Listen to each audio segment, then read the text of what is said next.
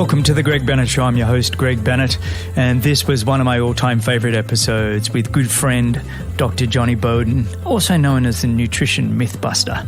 And Jonny, who's in his mid-70s, is just somebody that just speaks the truth. I found it a fascinating conversation. There's a few bits that you might find controversial, but that's all the more reason you should listen. But give this one a listen. It came out about 18 months ago. I've put it out again because in this episode, Jonny holds no punches and he pokes holes in a lot of the information and recommendations we've been given from many of the health authorities that we all tend to listen to. And I think this is a really great one you don't have to agree with everything he says, but it at least makes you think. And I, for one, left this conversation a better friend with Jonny. We've kept in contact, and I think he speaks a lot of truth. So I hope you enjoyed this one as much as I did. And remember, success comes to those who endure just one moment longer.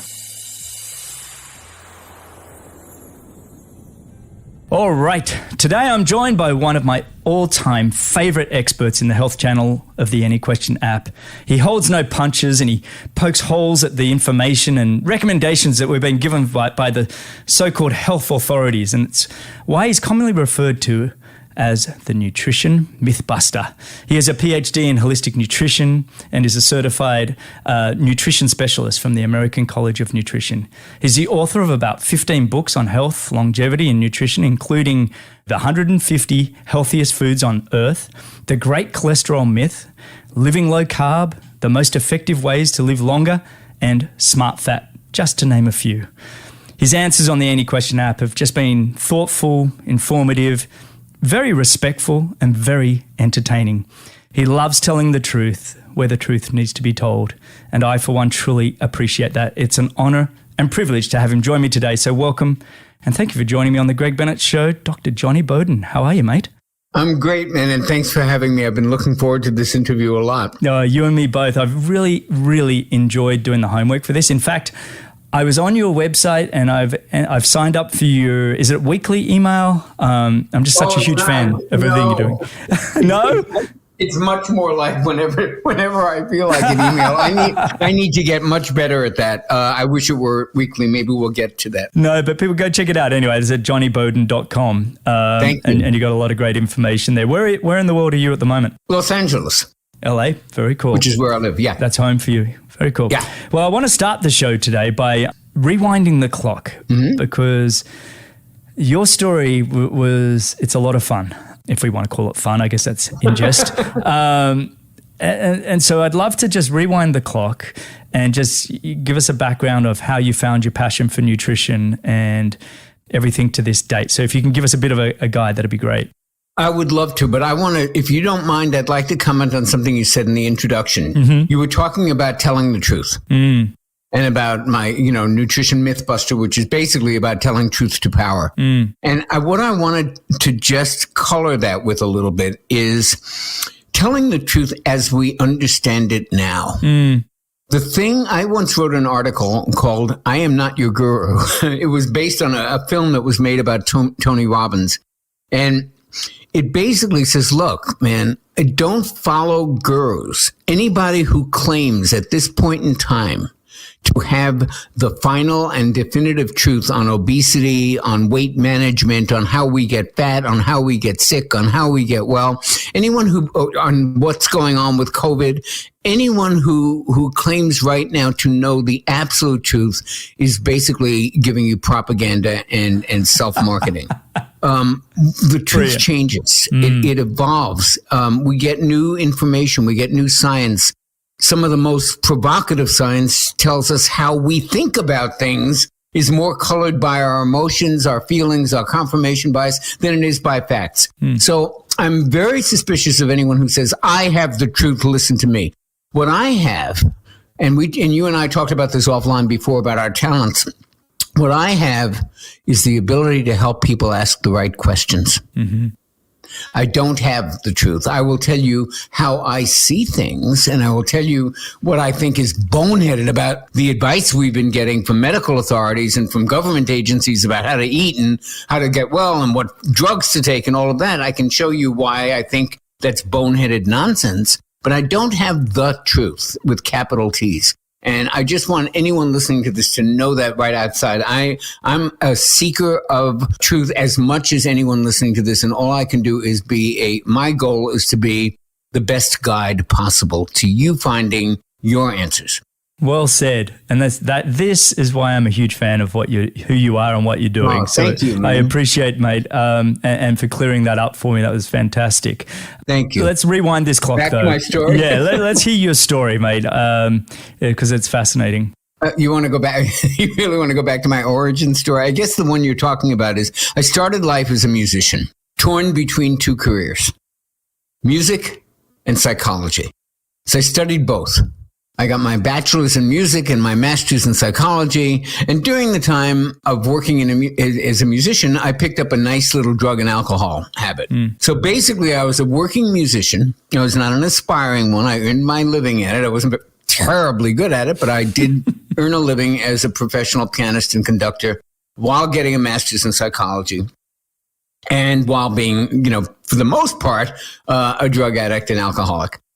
This began to change for me around the 80s and around the time that I stopped alcohol and cocaine and heroin and everything else that was in the physician's desk reference that I could be addicted to.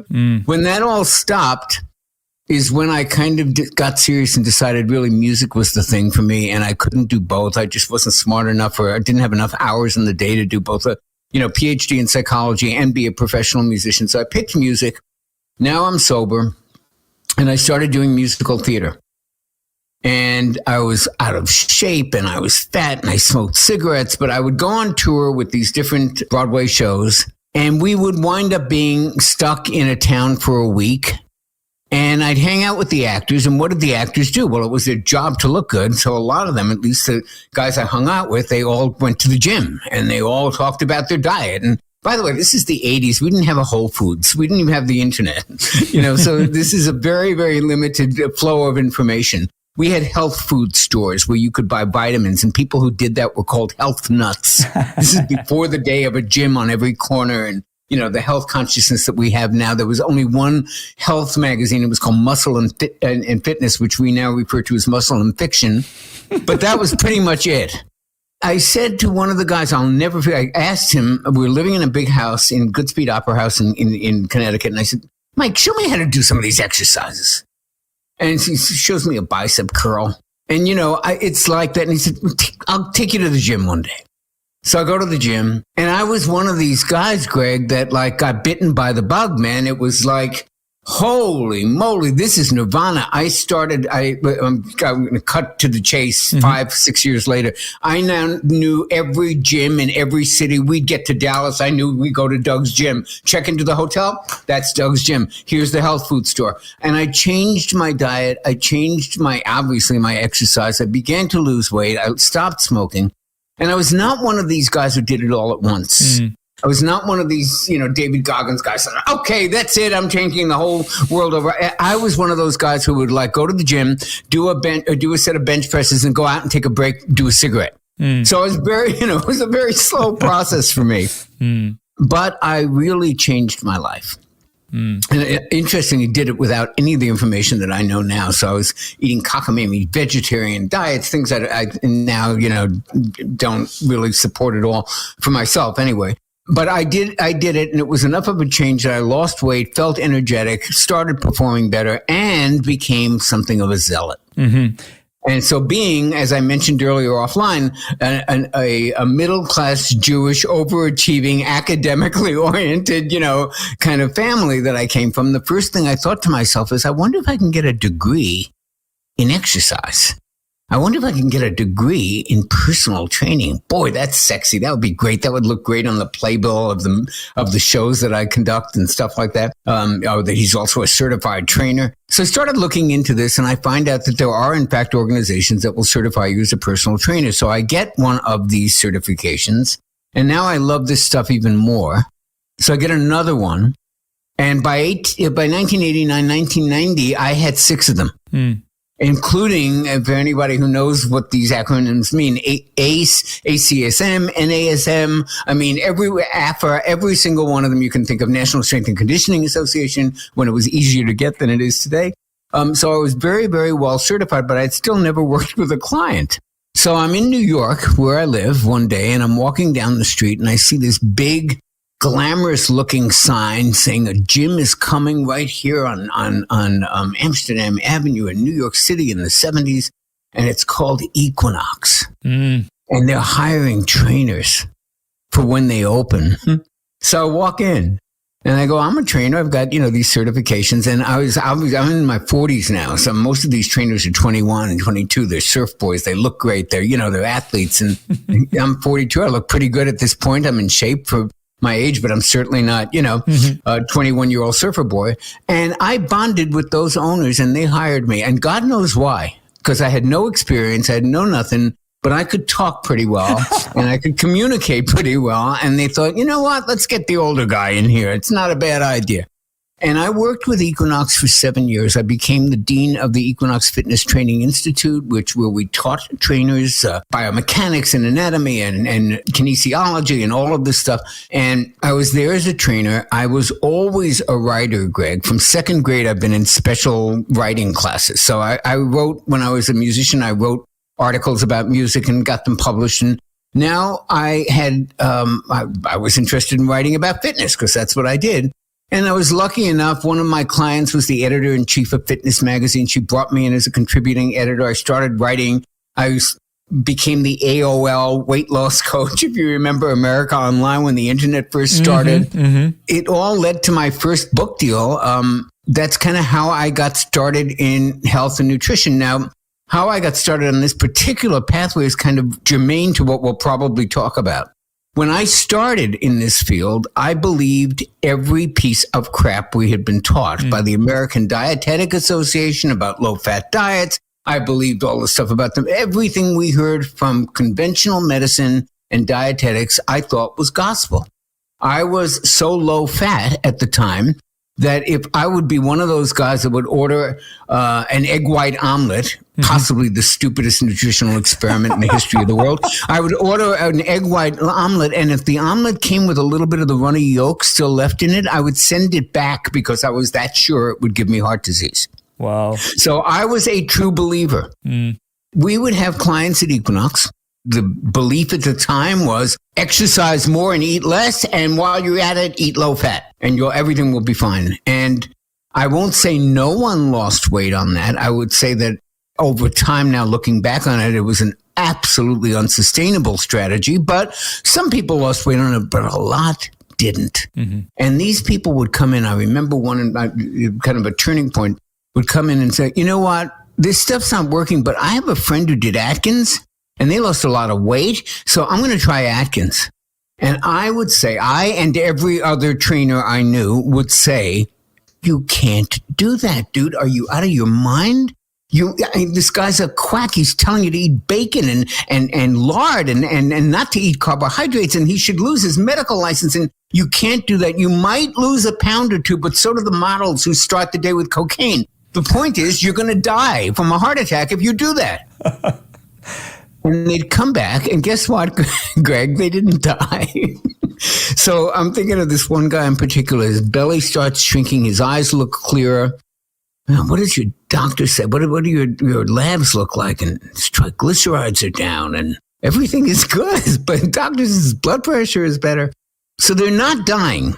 And there's a concept. Now I put my psychology headset on, because there's a concept in psychology it's actually filtered into the mainstream. It's called cognitive dissonance. And it's what happens when two ideas can't both be true. And the mind goes nuts trying to reconcile these two ideas. It's either a circle or a square. And either the Atkins diet will kill you, and I'm imagining this guy standing in front of me who looks healthy as a horse, or what we've been told is not true. They can't both be true. And I started questioning a little bit. Well, wait a minute.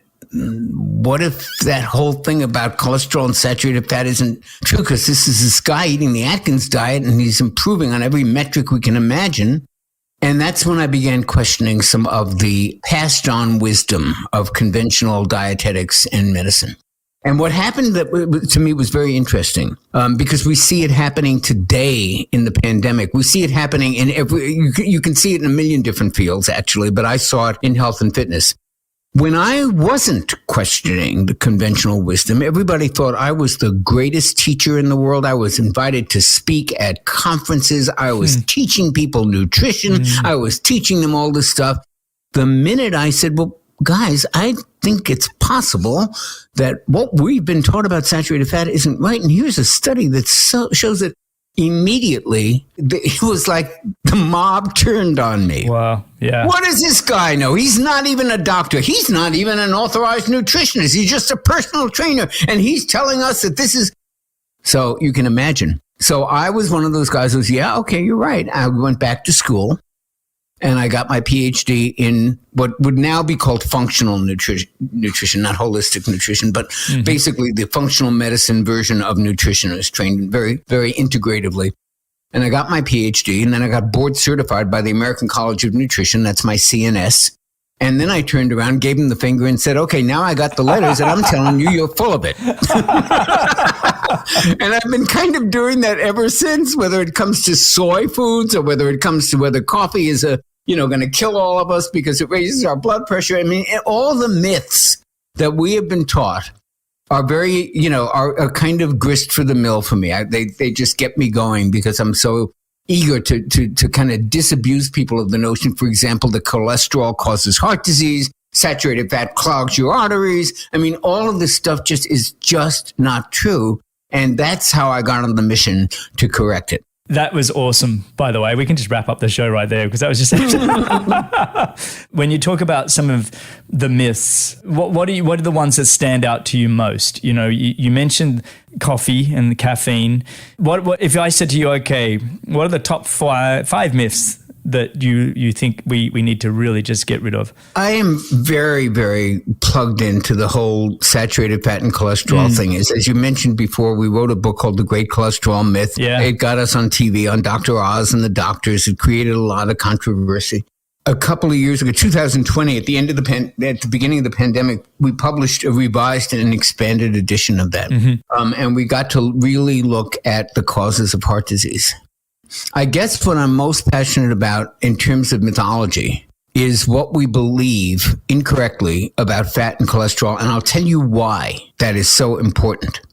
Two reasons. The first is, if cholesterol and saturated fat don't cause heart disease, what happens to the dietary recommendations we've been given since 1986? We've been told to avoid animal products and to avoid saturated fat. In fact, to avoid all fat at one point, we were told. And why? Because it raises blood cholesterol. And what does that do, ladies and gentlemen? Well, we all know that raising blood cholesterol causes heart disease, so therefore we shouldn't eat fat. Well, if that's not true, what happens to the dietary guidelines? I'll tell you what happens to them. They collapse like a house of dominoes because they're based on one false assumption. And that's where we got into this whole low-fat madness. That's why we have an epidemic of what we now call diabesity, which is a combination of obesity and diabetes. And why do we have a name for both of them? Because they have the same cause. And that's, I think, that's the second reason why I'm so passionate about exposing this myth. There is a metabolic condition that 88% of Americans have to some degree, and that is in the literature. It is in a peer-reviewed study. You can look it up. The review of it is in Science Daily.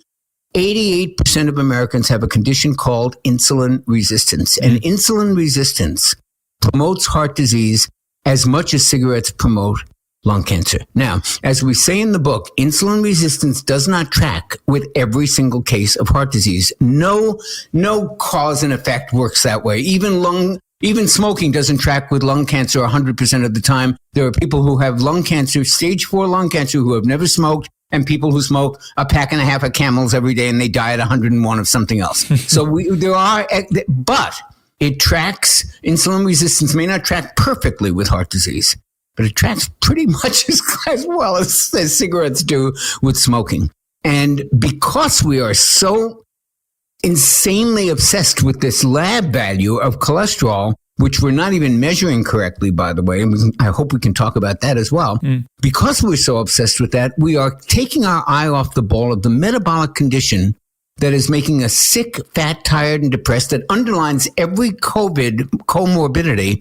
And here's the punchline, ladies and gentlemen, insulin resistance can be treated, reversed, or prevented with diet, exercise, and fasting. That's simple. Okay, so let's lean in on this a little bit, because insulin resistance then. So we're really talking about simple sugars, high carb diets, correct?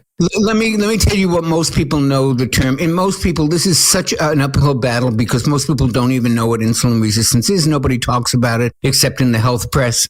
And so what you might know it as is pre-diabetes. Mm-hmm. So if you look at the incidence of pre-diabetes in the American population, if you look it up, just go to the National Institute of Health Library. It's called PubMed.gov. There's 100 studies, there's thousands of studies on this. And this pre-diabetes is this constellation of conditions that are called metabolic syndrome, that are called pre-diabetes, that are correctly called insulin resistance syndrome.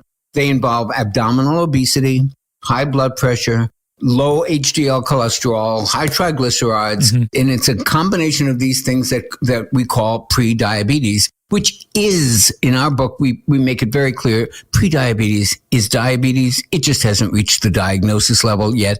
Just like high blood pressure, 139 over 79, it is high blood pressure. When it hits 140, you call it high blood pressure, but it's a continuum. Mm. And when you're up to 139, the fact that the blood pressure machine says that's normal, come on, 140, that's high. And that's kind of where we are with insulin resistance. Yeah, and it shows up, this is the real tragedy of this stuff.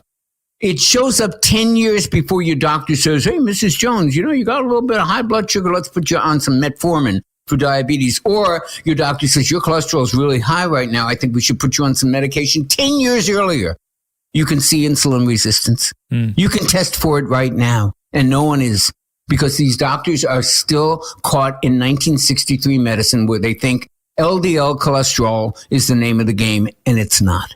How do you communicate with the doctors?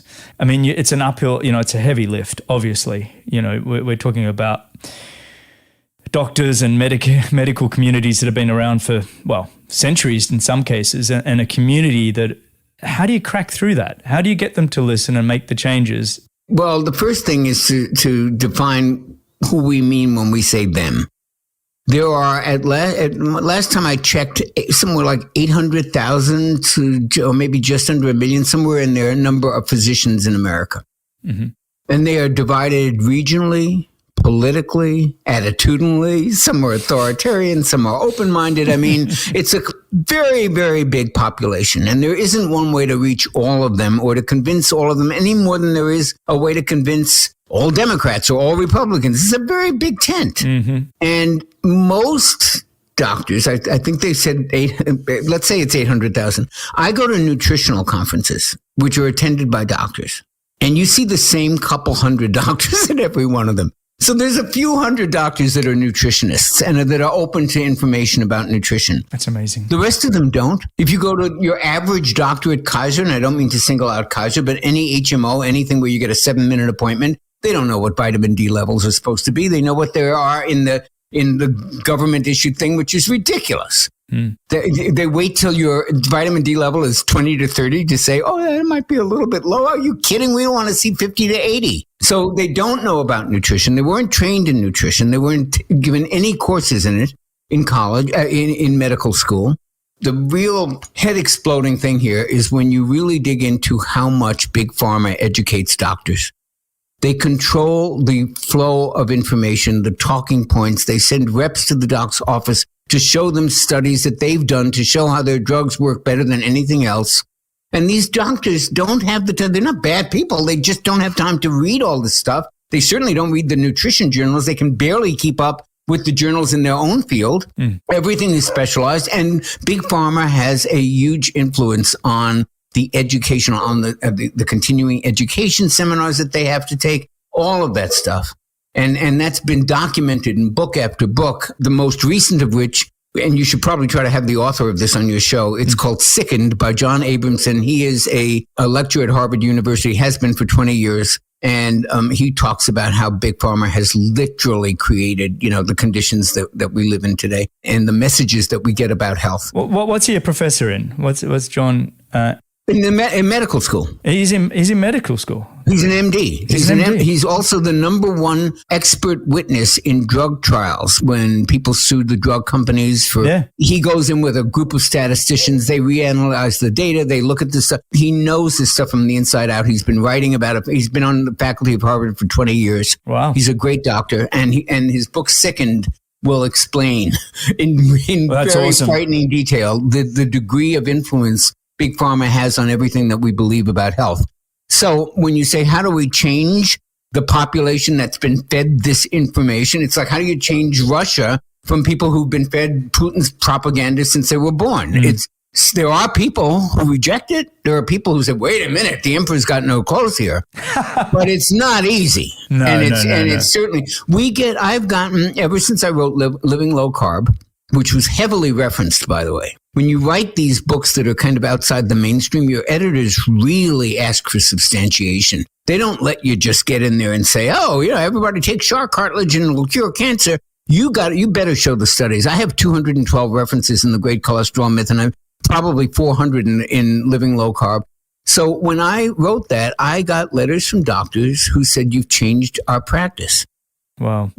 Thank you for, I never thought of this. I never saw it this way. We also got an equal or greater number of letters from doctors who said you are quacks and should be thrown out of the profession and you don't know what you're talking about and people will die if they go off their statin drugs. I mean, everything you can imagine.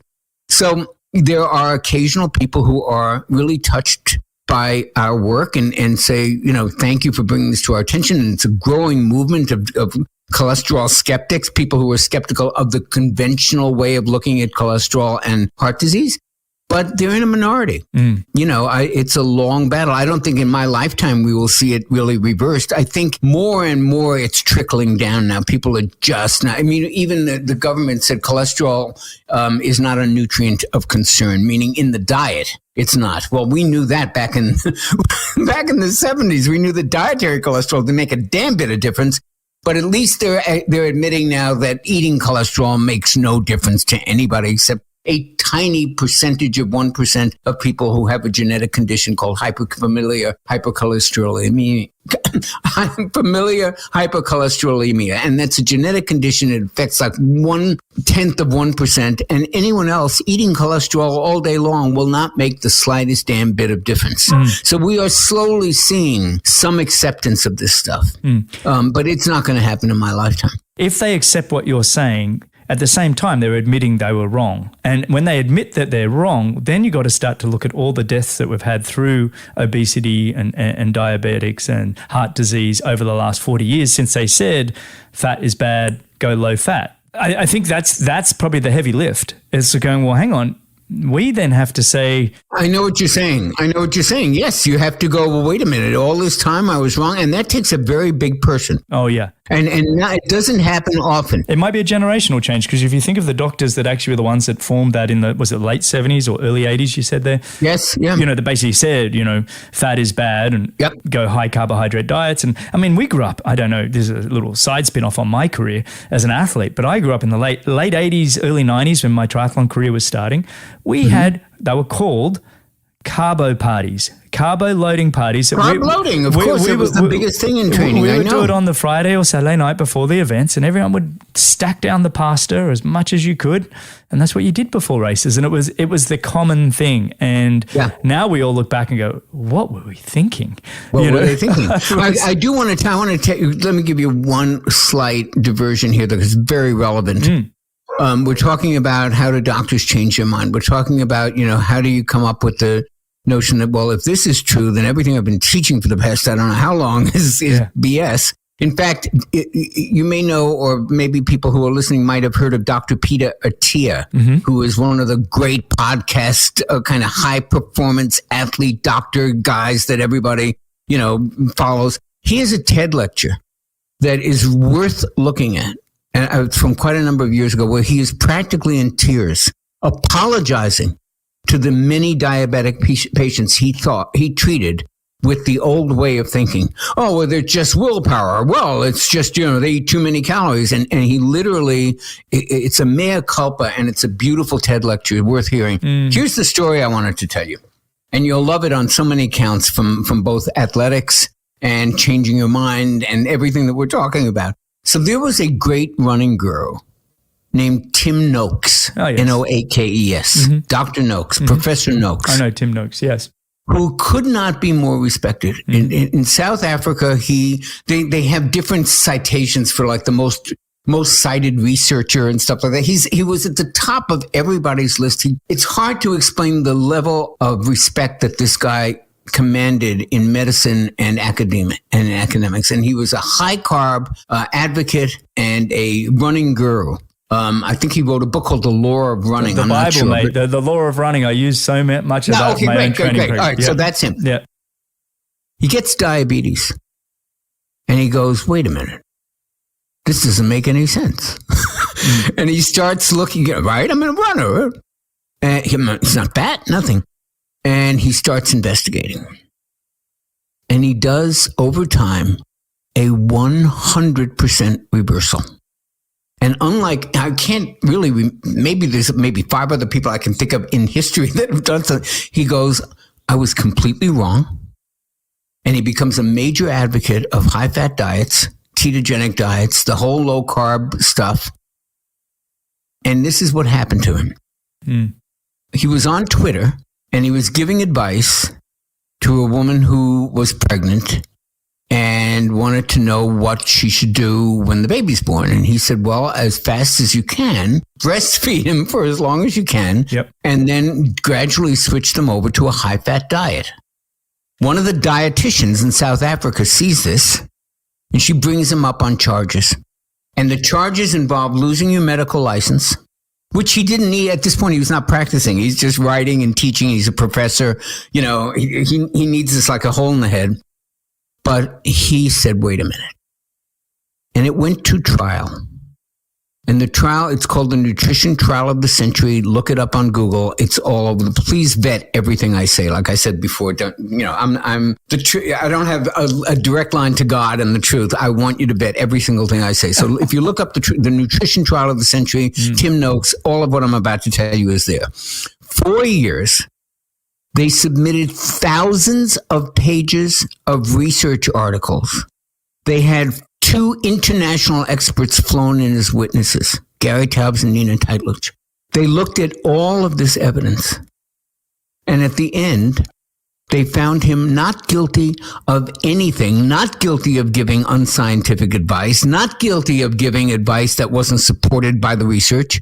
There was a not guilty on all counts. He kept his medical license. End of story. 4 years in the making. That's what happens when you go against the grain. Especially when you're in that area. When you're talking about pregnant women or breastfeeding young mums, and you're giving advice there. That's always an area I feel like people step away very cautiously. And the fact that he's gone in and then defended himself is, very brave, for one. And what that did for people who were watching was, wait a minute, there's this much research supporting that? I didn't know that.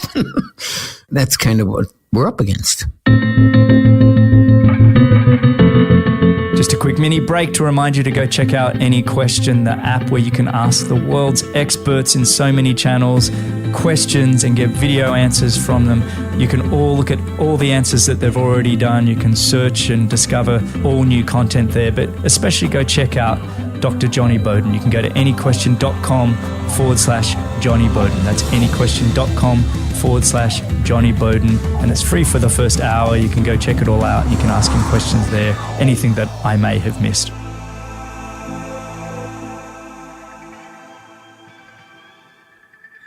Just shifting gear a little bit here. Sure. I kind of want to just dive into a couple of areas that I've really enjoyed listening to you talk about. And one of them is the area of fasting.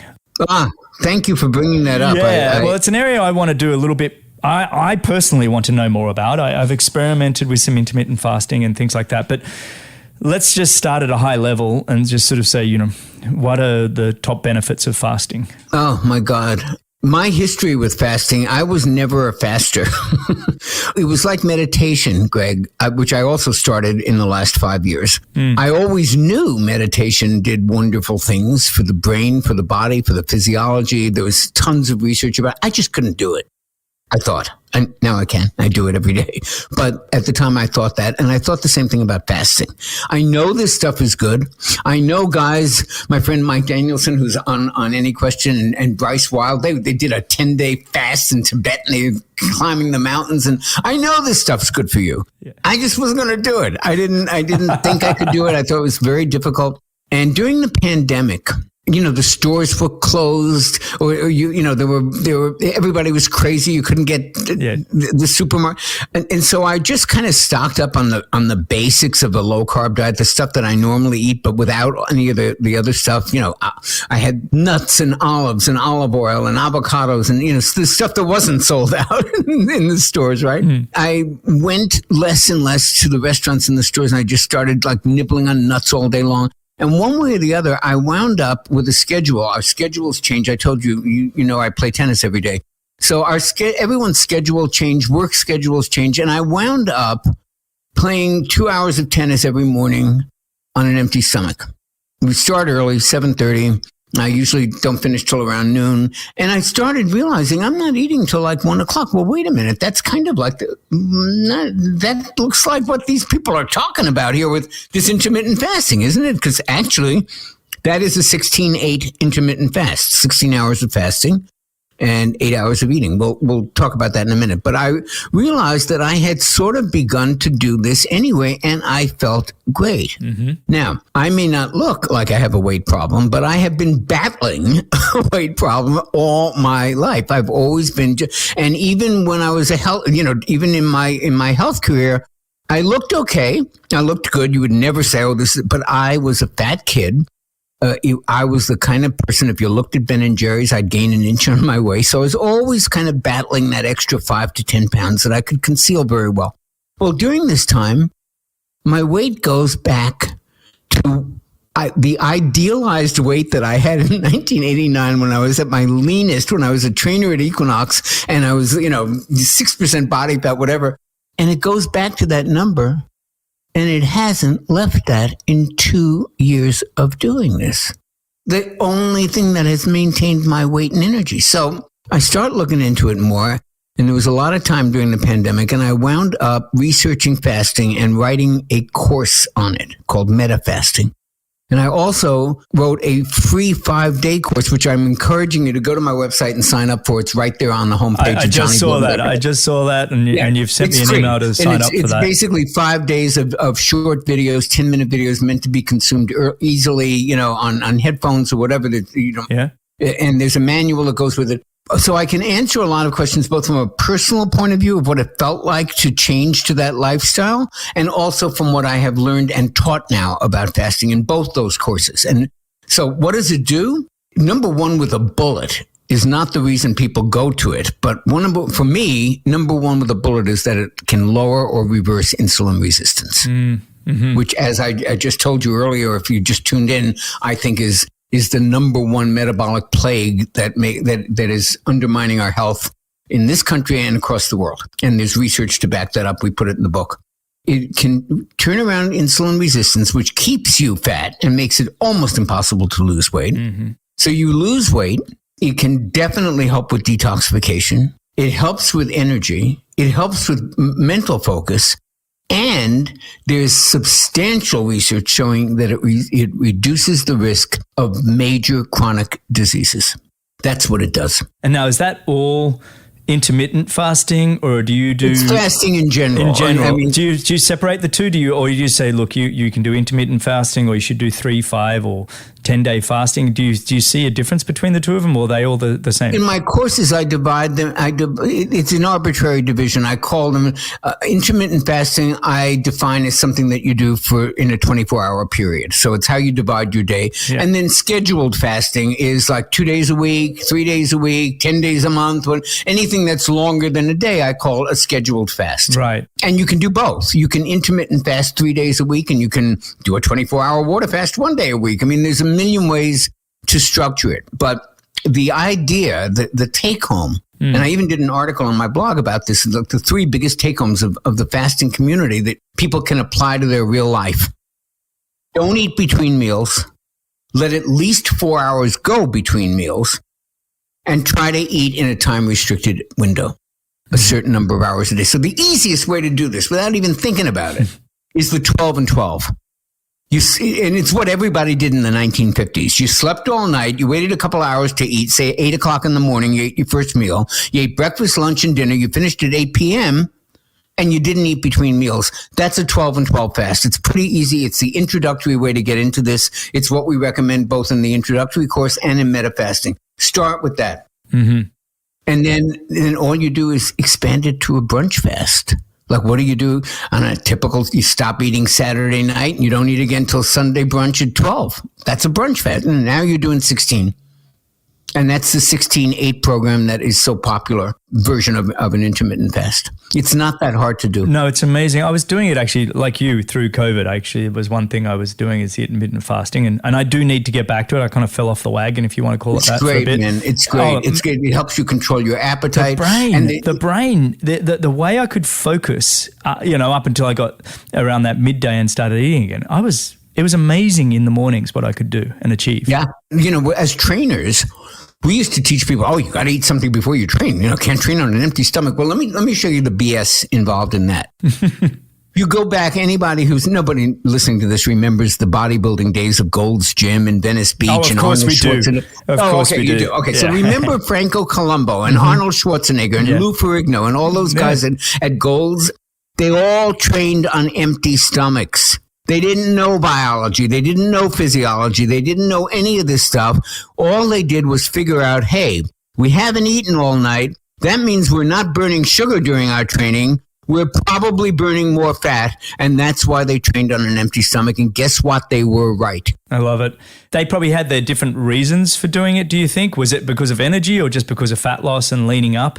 I think there's a lot of wisdom in, if you read the anthropologists and the evolutionary biologists, they talk about the wisdom that is often found in indigenous societies. They may not know exactly the reason that something happens, but they know when the crops are going to do well. They know when it's going to rain. They know a lot of stuff. And to dismiss it because they don't have double-blind studies proving it is really a fool's errand. There's a lot of wisdom there. And there was a lot of wisdom in that bodybuilding community. They didn't understand about fat-burning metabolism. Well, it's trial and error. It's trial and error. Trial and error. They figured this works really good. And they were right. Now, that said, I don't ever take someone who hasn't been what we call fat adapted and say, do your morning run or your morning walk or your morning workout on an empty stomach. They're going to get lightheaded. They're not going to feel good. So you have to work up to that, to becoming what we call fat adapted, to being a better fat burner. And that's we could talk about that. Our metabolisms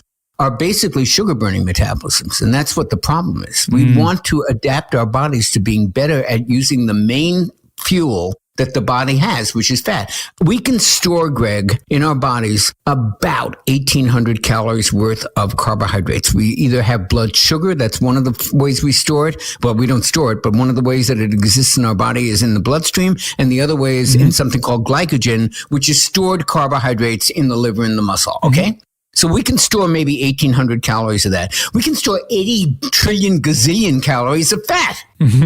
So which is the better energy source? When you hit the wall in a marathon, it's because you're running out of carbs. But if you can access fat, as athletes like yourself can do effortlessly, you can go 100 times longer than you could go than the average person who just, I burned up my blood glucose. What do I do next? I remember towards the end of my career, I started doing a lot more longer racing than the shorter racing. And I started playing around with this fat adaptation. And I could get up in the morning, not eat anything, jump on a bike, go for 140 kilometers around the Rocky Mountains of Boulder there, come home and do that all just on water and some salt tablets, a little bit of salt. And even these days, questions out there whether that was really helping, but that's a whole nother story we can talk about. But basically just on water, and I could do that and feel comfortable. Now, the one area that I started to explore when I tried to do that fat adaptation type work, but had to do intense exercise in the morning. So when I'm I'm talking about trying to optimize going from, 445 mile pace faster and really trying to do repeats at that very high intense. That was the one area where I was like, that workout, I actually did prefer to take a little bit of something. It actually, and so I was a self-experimenter and just trying to figure it out, because I found when I was fat adapting or trying to do, 10 by 1 mile repeats at all out efforts, I found it hard to get out of fourth gear. I couldn't click into fifth or sixth gear. And that was the only time, and I'd only do those kind of workouts once a week or maybe twice a week. But that were the only times that I, as a self-experimenter and trying to just figure it out, the only times that I'm like, ooh, that specific area I needed to load up a little bit when I'm trying to just extend myself a little bit. But that otherwise I felt brilliant.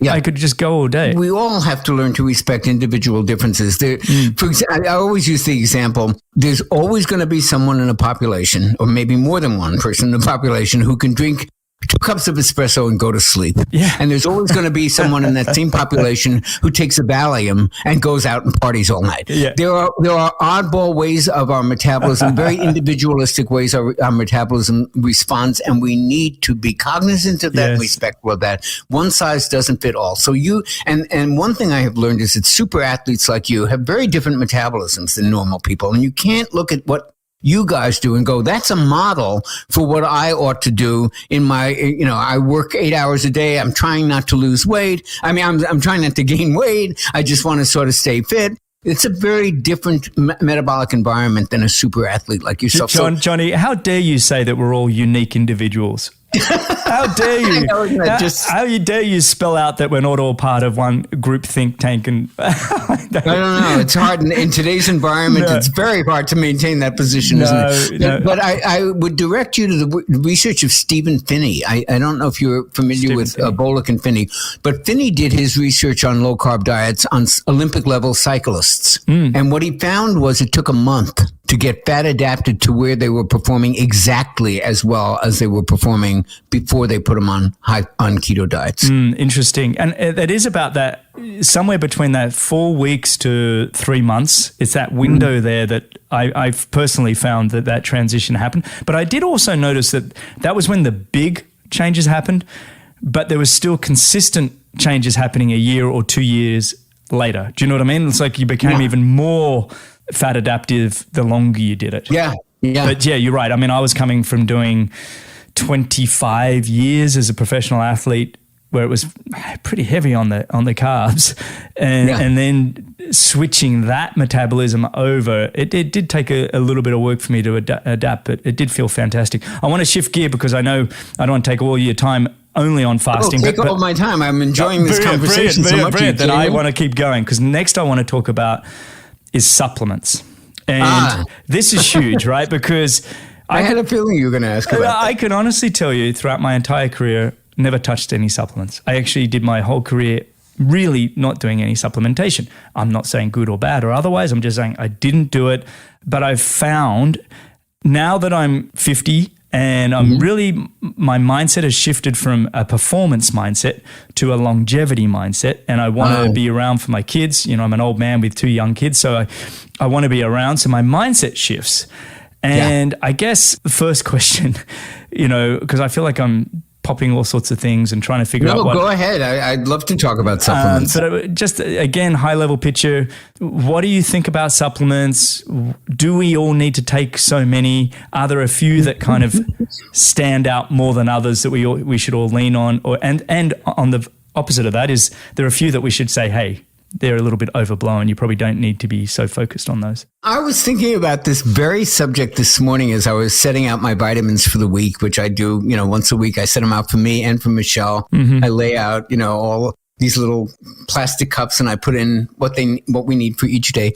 And I was looking at my vitamin count. I was like, how many do I actually take? Because this looks insane.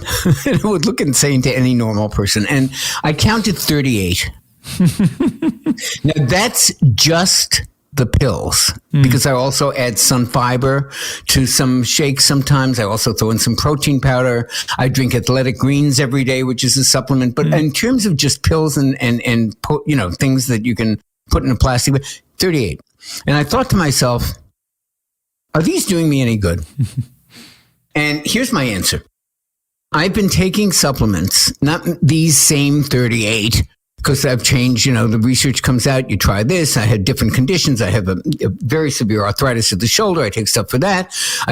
So I have a bunch of stuff that I take and it's changed over the years, but I've always taken a lot of supplements and now my number is 38 and it's a lot of work to put that together and it costs money and it's a pain in the ass.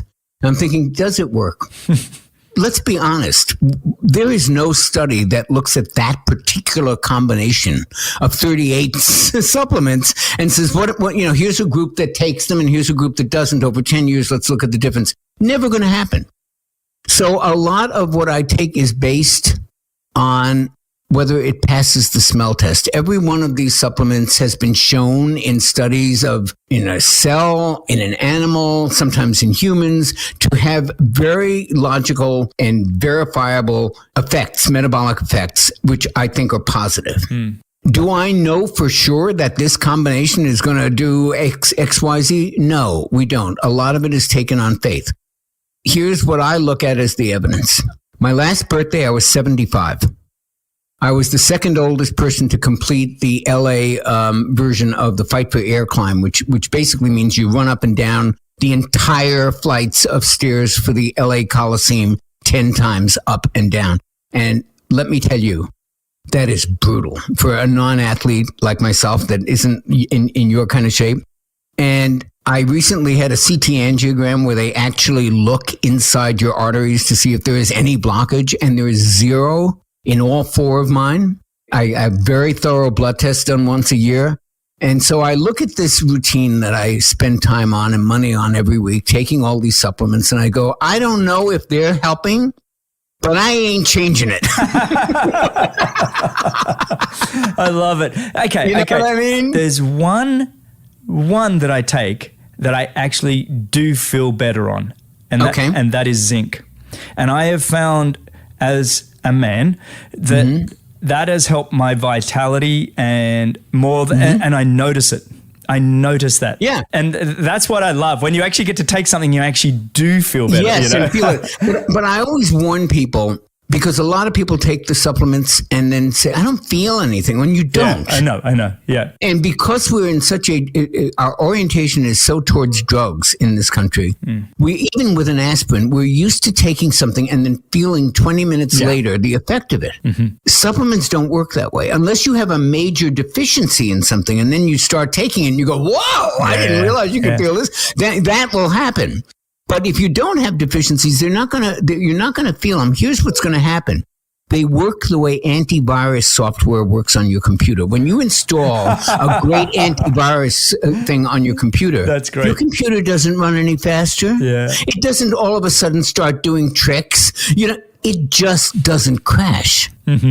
Or at least not as often. That's a really good way of putting it. And that's how they work, as a kind of under the radar protective layer that is kind of acting as a way of supporting your immune system, of supporting your vitality, supporting all of these things, but it's under the hood and you don't notice it. It's not like you're taking aspirin. Oh, my headache's gone. Or I take an omega-3, my inflammation is gone. No, you don't. Inflammation doesn't have any symptoms. Okay. So we're all unique. We established that a few minutes ago. Are there vitamins that you suggest that we all take? Yes. Yes. Okay. Let me hear them out. I want to know your top favorite ones supplements that we should all be looking at. I knew you were going to ask that because you mentioned it in your original framing of the question. So I know that very few people are going to take 38 supplements a day, including my family, friends, clients, you name it. So over the years, I've okay, what do I give Michelle?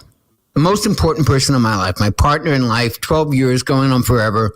What do I give her every day? Because she's not going to take 38.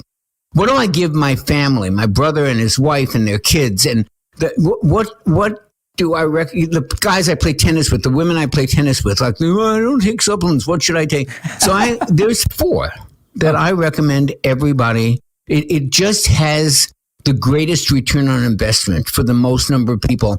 And I say that in the context of my saying that all of us are different. We have different needs. We have different nutritional needs, different psychological needs. We're all unique. We should respect that. That said, these 4 kind of really just benefit everybody. They're very, very rare people that won't benefit from this. And the 4 are this: a multivitamin, but one that contains, I use a brand, Life. By the way, none of these are my brands. You can get them, in a good dispensary. I have an article on my blog, Where to Buy Supplements, but I use Life Extensions multiple, the 2-a-day multiple. And the reason for that brand, I'm not married to that brand, but it's the only one I found that has 25 milligrams of zinc and 200 micrograms of selenium, which are two of the biggest immune system boosters I know of, and that nobody really gets the right amount of, certainly not with selenium. So I like that in one, in 2 capsules a day, you get not only the zinc and selenium, but you also get coverage of all the other basic things like the complete compendium of B vitamins and a little C and a little D and all the rest of the stuff and some minerals. So I like that particular brand. If you found another brand that has 25 to 30 milligrams of zinc and 200 micrograms of selenium, that would be fine too if everything else was good. But that brand's really good and it's not expensive. Second thing I recommend is vitamin D. And I recommend a vitamin D that also comes with K2 for many different reasons, but get that kind. The dose I take is 5,000 IUs a day. I don't think that's going to harm anybody. There's no research showing that anything under 10,000 IUs a day is going to harm anybody at all. And the only research, and there isn't really research showing that more than 10,000 will either, except that we just don't have research on that. We do have research on 10,000 or less. I should point out, by the way, the people who think that that's a lot, that there are studies of older people who are not very compliant with supplement regimens where they give them 300,000 by injection to last them 6 months, and nobody gets sick. So it's not a vitamin known for toxicity. And I think 5,000. I play tennis every day. I'm in the sun. I live in LA. We play in the noonday sun. I was going to ask you that. You have that plus the sun and everything else. Yes, gotcha. Okay, exactly. Interesting. Right. So I have that, and it does so many things. The other 2 things I recommend are fish oil. As much as you can stand, at least a gram or 2 a day, and 3 is even better, of combined EPA, DHA. Those are the 2 omega-3s that are in fish oil. And the 4th thing I recommend, because not everybody, 75% of America is deficient in it, is magnesium. Magnesium is needed for 300 different biochemical operations. Anywhere between 72 and 75% of America doesn't even get the FDA amount, which is 400 milligrams. So I recommend magnesium. It lowers blood pressure. It lowers blood sugar. It relaxes you. It's, as I said, needed for everything in metabolism. So magnesium, fish oil, vitamin D, and a multiple that's high in zinc and selenium are my 4 basics for everybody. I love those 4. And is there a specific magnesium that you suggest one over the other? No, there's a million of them. I recommend people buy from dispensaries. And let me just explain quickly what the difference is. It used to be these, what we call doctor brands, these professional brands that are not in GNC and they're not in CBS, but they're the ones that you see in doctors' offices that sell nutritional supplements or that recommend nutritional supplements. And these brands like Thorne Research, Designs for Health, they're just not available anywhere except authorized dispensaries. They now sell them on Amazon, but we've found by talking to the manufacturers that many of those are fakes, or they're expired lots, or they're bought in lots by buyers, and they're just shady. You can't be sure. Dispensaries are there are a couple of them, Full Script, Welevate, and they only sell to doctors, but you can actually get an account at one of them as signing in as a patient. I tell you how to do it on my website on the Where to Buy Supplements article. But the point is, if you can get a reliable source of these brands, the dispensaries are the way to go. And any brand that the dispensaries carry is going to be vetted and is going to be good. And it's going to be current, and it's not going to be expired, and it's going to be made in small batches, and it's going to have the ingredients that the label says. And I don't care which brand it is. But get the good stuff. Get the stuff that's sold by authorized dispensaries, not the stuff in CVS. Awesome, I love it. Hey, the one final vitamin that we really attack when we feel like the kids are getting sick, and we kind of go, we do really go heavy on the vitamin C. We take 10,000 milligrams a day. Yeah, that's a lot. It's a lot. Yeah. But the beauty of vitamin C is that if your cells are not using it, you'll pee it out. Well, we go on the measure that if our stool becomes very loose, we probably had enough vitamin C. That's exactly. That was one of the first things I learned in nutrition, actually, because there was a guy who used to do it intravenously. Yeah. And he said, "How do you know you're taking too much?" Yeah, if you get a little diarrhea, cut back. Yeah, that's it. Yeah. That's how we measure. Okay, so when we come to sort of figuring out where we're at, what are your thoughts on testing ourselves, like blood tests for me always feel like a bit of a snapshot in that one moment. Do you sort of suggest what kind of testing should people do and monitoring our bodies? What sort of testing do you think? Well, there's endless stuff that you can test for. I do a hormone panel every year to see what testosterone is doing, DHT, all of that stuff. The thing I think for most people that is going to have the biggest impact on their actual life in terms of testing is don't let your doctor give you the old-fashioned 1963 BS HDL, LDL cholesterol test. I can't tell you the number of people who come up to me, whether it be on the tennis court, whether it be they're just everywhere, and go, "Would you let my cholesterol test?" And I go, "What test did they use?" The HDL, LDL. I don't even want to look at it. It is 1963 medicine, and I will be happy to explain why it's obsolete and what you should do instead. But the point is, LDL and HDL don't tell you anything. The new modern cholesterol tests have identified 13 different types of cholesterol. They behave very differently in the body. They're not all the same. There's LDL-A, LDL-B. They come in different sizes. And the action now in finding out about cholesterol and its importance in your health is with what we call the particle test. It turns out that the L in LDL is the important part, the lipoprotein. And if you think of it this way, cholesterol is the cargo, the lipoprotein is the boat. If you are managing a marina and you want to prevent accidents in the marina, you want to know how many boats are in the water. If you're a bouncer in a bar, you don't care what people have in their pockets. You want to know how many people are in the bar. Because the more people or the more boats, the more likelihood somebody's going to step on somebody's toes. Some boat's going to bump into another one. There's going to be an accident. And it's all about the number of boats in the water, the number of people in the bar, the number of people in the stadium. That's what you need to know. So the new tests don't just tell you HDL, LDL. That's like the flip phone of modern testing. They tell you the size of the particles because the little ones are much more dangerous than the big ones. And they tell you the number of the particles because that actually does predict something useful in a cholesterol test. When you're looking at HDL and LDL, it's like a Commodore 64 computer. It's kind of like doing a medical diagnosis based on, are you short or are you tall, when we've decoded the entire human genome of 23,000 genes. And you're looking at short and tall? I mean, good and bad cholesterol. It's so simplistic that it's laughable at this point in time when we have magnetic resonance imaging to look inside the cell and to see, cholesterol is it's just part of the cargo of a lipoprotein. And the new tests look at lipoproteins. That's what you care about, not how much cholesterol. That's like looking at the towels in the yacht instead of how many yachts are in the water. This has been fun, Jonny. I really appreciate it, mate. I do have one more area that I'd like to dive into, and this is about all things gut biome, gut microbiome. I knew it was going to be that. Yeah. It's funny. Yeah, your audience must have a very long attention span because most people cannot. Well, this is as much for me as anything else these days. Good. It's like, I guess the question is, when we say there's no perfect gut biome, but it really is like, just how do you optimize your own gut biome? Yeah, and this is an exploding area of research. And we certainly, I started off by saying anybody who says that they know everything there is to know about obesity and weight gain and stuff is lying. It's the same thing with the microbiome. It's an exploding area of research, and we don't know everything about it. But what we do know is that diverse microbiomes with as many different species as possible are a good thing. And that the American diet does not give you that.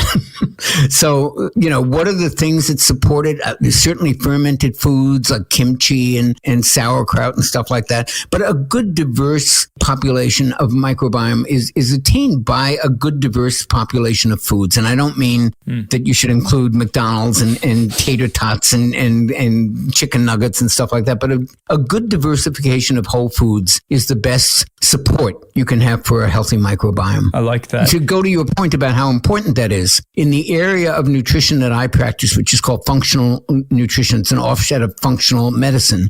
Functional medicine doctors who treat the whole patient and the interrelationship of all these things, organ systems, neuro and endocrine systems, all of that, how everything talks to one another. And that is the real holistic, if you will, practice of medicine. And functional medicine doctors have a saying, first treat the gut. They literally believe almost all health starts in the gut. And if the gut isn't healthy, nothing else is. Okay, for somebody that might have leaky gut, what is that? Yeah. What does that actually mean? Leaky gut is when all right, so here's what happens. The gut wall is one cell thick. It's called the endothelium. And the endothelial wall the integrity of that wall is very important. It's one cell thick. Mm. And if you think of it, it's a very tightly wound chicken wire, right? Like those little tiny, but like imagine it with very small holes. Mm. So what happens is when you eat inflammatory things, or you take inflammatory drugs, or you take inflammatory medicines, or you take things that have been sprayed with inflammatory chemicals, whatever it is that causes inflammation in the gut, and there are a lot of things, eventually that inflammation wears a little hole in some of the chicken wire. It's like breaking, basically an area in the wire gets opened up, like so kids could sneak into a fence, and that little part that's broken. That's the leaky gut. And what happens now is that things that don't belong in the bloodstream get in there because the gut wall isn't protecting them at those little entry points. And now undigested peptides get in there, and the immune system says, what the hell's this? And it mounts a little attack. And then you see an increase in autoimmune diseases, and you see pain, and because these circulating complexes can get in the joints, and all kinds of health issues can arise from this undigested material that doesn't belong in the bloodstream getting in through an inflamed gut. Can you reverse and repair that? Yeah, absolutely. Mm-hmm. How? That's when they say first treat the gut. That's the first thing they look at. Okay, dude, what are we going to do to get this going well? Just get rid of inflammation and then it starts repairing itself. Is that it? Well, you say just get rid of inflammation. You snap your fingers. No. Yeah. So that's why functional medicine doctors look at what are all the things that can cause inflammation. Food, exposure to toxins, stress. Mm-hmm. How about that one? That's one that your doctor at Kaiser isn't going to talk to you about. Mm-hmm. But stress causes inflammation. Stress is very inflammatory. So we look at the whole lifestyle to see what things could be. And certainly we look at what foods might be causing inflammation and try to get those out of the diet. Two of the biggest offenders are vegetable oil and sugar. Mm. So yes, fixing the gut involves many different things. It's a multi-factorial approach, and most average doctors don't even address it. I know we're all doing that in our family now. I think what I did to myself for much of my career, 27 years racing professionally, 33 years sort of in the sport, for the most part, I carried a lot of inflammation. And so now I have all these sort of things that are popping up. And so the testing we're doing, this has been fantastic for me to talk to you and have you as a sounding board, because it's, as I'm on my journey myself in terms of gut repair and trying to, get myself back to square one. So I really appreciate this. But this has flown by. I've sat back and just really enjoyed listening to you, Jonny. Thank you. I can't tell you just how privileged I am just to have you on the show and be able to ask you these questions. Thank you. It really has been fun. And I guess for all the listeners out there, also you can go to any question and you can ask Jonny questions there. He's already got a bunch of answers. Please do. I'm going to get back on there, and I know there's a whole backload of questions for me. I actually was working for this last week on a presentation for a summit called We Love Our Heart. Nice. And my presentation was cholesterol, truth, and LDL nonsense.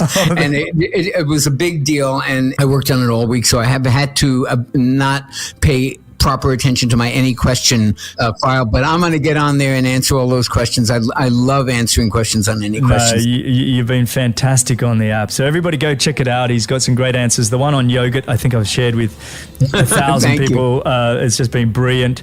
But mate, and go to my website and take that free course, the introduction. I'm going to do it. Intermittent. I mean, everybody. Let's do it, sign guys. up for it, and that would be great. JonnyBowden.com. Go check out the course. I just signed up, so I'm going to do the course myself. No H in Jonny, by the way. No H in Jonny. Yeah, no, I'll put a link into it in the show notes so everybody can see it. Mate, this has just been absolutely fantastic. So thank you so much for coming on. Oh, thank you, Greg, for having me, and good luck with everything. And I hope I talk to you soon. All right, and thank you everybody for listening. You can find all the show notes and timestamps and links and everything at bennettendurance.com/media. Thanks a lot for listening. If you've enjoyed the show, your support would truly be appreciated. You can visit the Patreon page, or you can subscribe with your podcast app of choice. Don't miss the next episode, so subscribe and be notified. For show notes, if you want to know more, please visit bennettendurance.com. I'm Phil Liggett, and on behalf of Greg Bennett, here's to the next time. and I hope you will join Greg again very soon.